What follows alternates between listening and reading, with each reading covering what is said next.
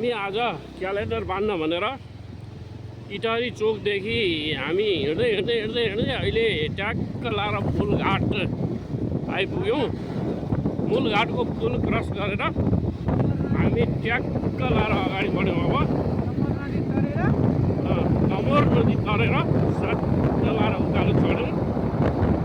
अब हामी यहाँ आज हामी हिलेभन्दा यतापट्टि हामी क्यालेन्डर बाँड्ने योजना आज छैन। किन छैन भने हामीले क्यालेन्डर सीमित मात्र बोकेका छौँ। 350 क्यालेन्डर बोकेर हिँडेका छौँ। त्यो 350 क्यालेन्डर हामीले हिलेबाट बसन्तपुर सिधुवा चैनपुर हुँदै उता सभाखोला हुँदै हामी दुम्लिङटार हुँदै खाँदबारी जाने योजना छ। त्यो कारणले गर्दा हामीलाई उतालाई कम हुन्छ भनेर हामीले अलिकति यता चाहिँ पछि बरु फेरि आउँला भन्ने हिसाबले हामीले बाँडेनौँ। अब त्यस्तो पऱ्यो भने गाडीमा पनि मगाउन सकिन्छ। त्यसले गर्दा अब हामी ठ्याक्कै धनकुटा जाने पुलघाटबाट अगाडि बढेर उकालो चढ्दैछौँ। हामी बेला बेलामा यो जानकारी गरिरहनेछौँ।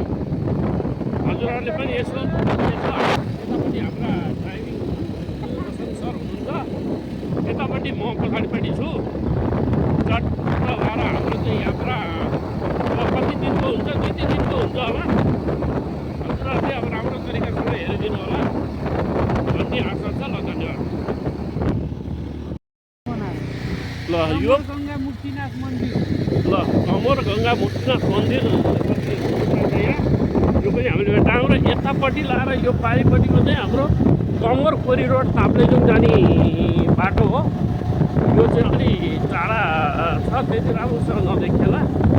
हामी माथि हाइट जाँदैछौँ तर देखिन्छ है ठाउँबाट राम्रो पिचै भएको बाटो रहेछ। हामी माथि आइसकेपछि पुलघाट कमोड नदी पनि देखिँदैछ।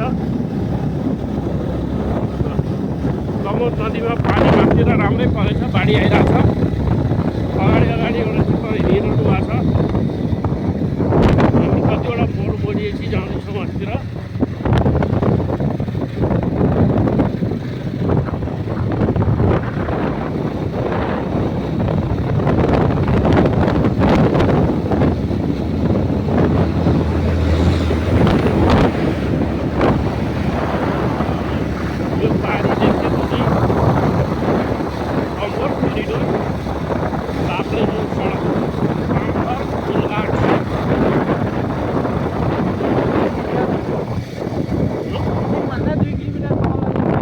फेरिभन्दा 2 किलोमिटर तल जोरसाल भन्ने ठाउँमा जोडिने रहेछ। उतापट्टिको पूर्वी मेची राजमार्गमा त्यहाँ गएर जोडिने रहेछ। ल बेला बेला जानकारी दिँदै जानेछौँ। अहिलेलाई यति नै हस्। यही पुलघाटबाट सट्ट उखुको जुस खाएर हिँडेपछि हामी धनकुटा बजारको नजिक आइपुग्यौँ। 12 किलोमिटरमा हामीहरूको धनकुटा बजार आइपुग्दैछ। हामी धेरै माथि हाइटमा आइपुग्यौँ पुलघाटबाट। हाम्रो चाहिँ एउटा टायर रिसोलिङको क्यालेन्डर बाँड्नको लागि हिँडेको। हाम्रो रिसोलिङहरू तपाईँको धनगढी टायर रिसोलिङ, बर्दिवासमा बर्दिवास टायर रिसोलिङ, कटारीमा कटारी टायर रिसोलिङ, इटहरीमा चाहिँ नेपाल टायर रिसोलिङ भन्ने 4वटा हाम्रा रिसोलिङ छन्। तपाईँहरू यी 4वटा रिसोलिङमा रिसोल गरिरहनु भएको छ भने धेरै राम्रो।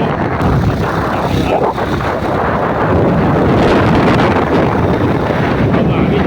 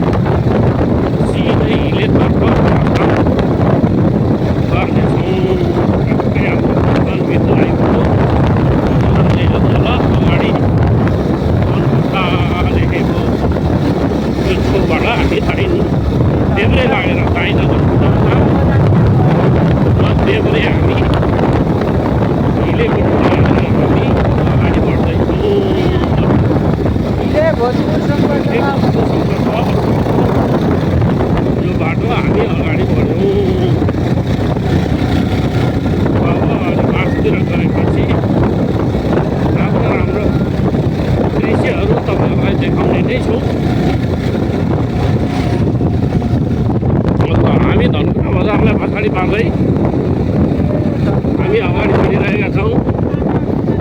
यहाँ आँखा अस्पताल पनि रहेछ एउटा माथि। हामी यो सलिङ गाडीको बाटो यति राम्रो बाटो, यति सहज पिच बाटो, हामी अगाडि बढ्दैछौँ।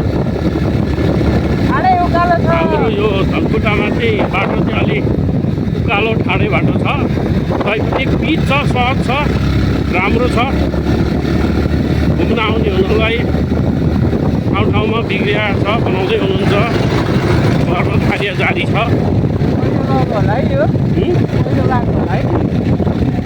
अब हामी लगभग चिसो मौसममा आइपुगेका छौँ।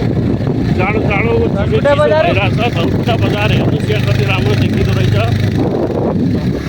त्यसरी हामी धेरै माथि हाइटमा आएका छौँ। अब कति सय मिटर हाइट छ त्यो चाहिँ अहिले भन्न सकिन्न। लगभग बढीमा 2000 भन्दा माथि छैन होला यहाँ। अब हामी हिले जाँदैछौँ। हिलेबाट 200बाट 2000मा पुगिरहेको छौँ हामी। यहाँ सामुदायिक होमस्टेहरू, राम्रो होटलहरू, बस्न खानको धेरै सुविधा पाएको ठाउँहरू छ।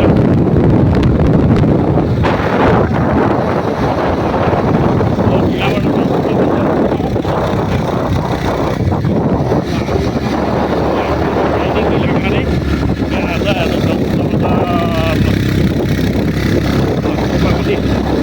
हामी धेरै हाइट आइसक्यौँ। फाइनल्ली हिले बजार आइपुग्नु आँट्यौँ। हामी चाहिँ यो मोड गर्दै माथि डाँडामा आइपुग्यौँ। पुरै हुस्सु लागेको छ, चिसो धेरै छ। फाइनल्ली तल चाहिँ घाम लागेको छ। नत्र हामी चाहिँ लगभग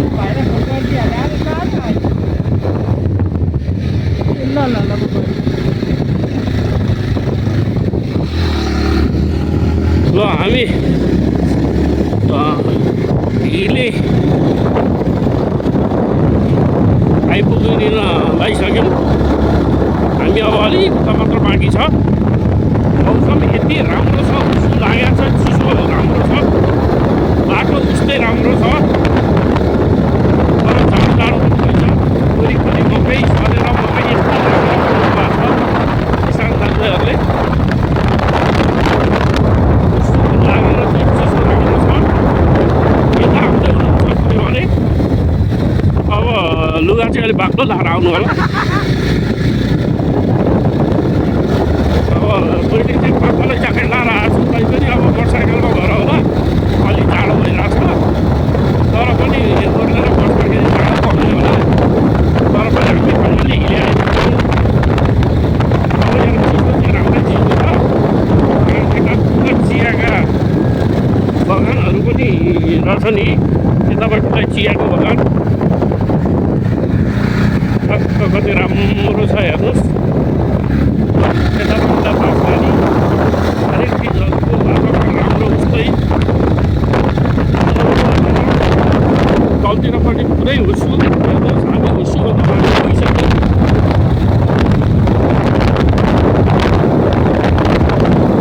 बाटोको अवस्था हेर्नु होला।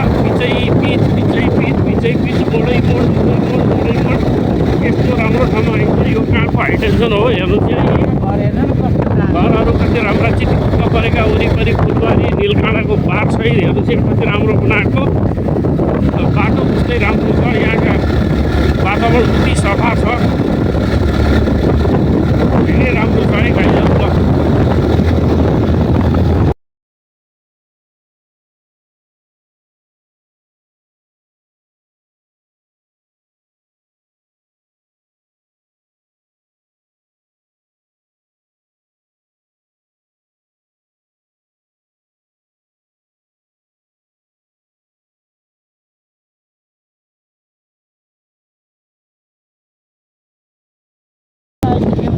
हामी यस्तो ठाउँमा आइपुग्यौँ। यो हिलेबाट पनि माथि आएपछि पुरै हुस्सु गाउँमा आइपुग्यौँ। हामीले त दिउँसो अहिले 5 बजिरहेछ। 5 बज्दा पनि लाइट बालेर हिँड्नुपर्ने अवस्था आइपुग्यो।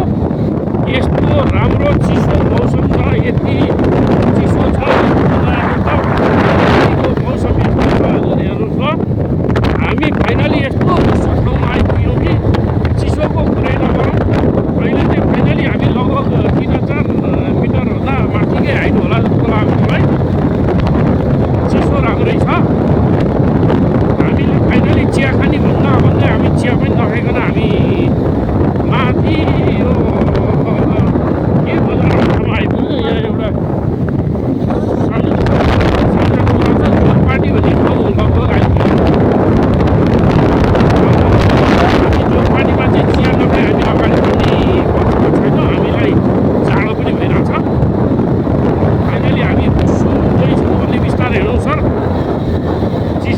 मौसम छ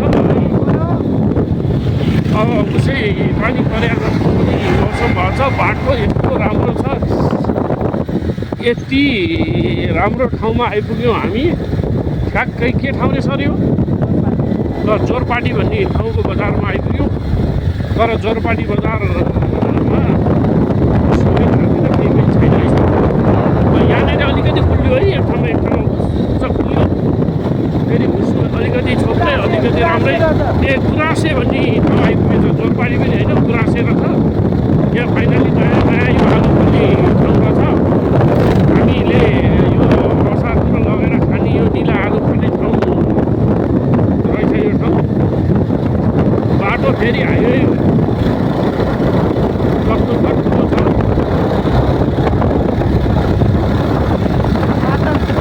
ल हेर्नुहोस् धेरै राम्रो छ हाम्रो सहरमा धेरै जाडो भइरहेको छ सबै जाडो भइ पनि अलिकति बाइक गर्नु छ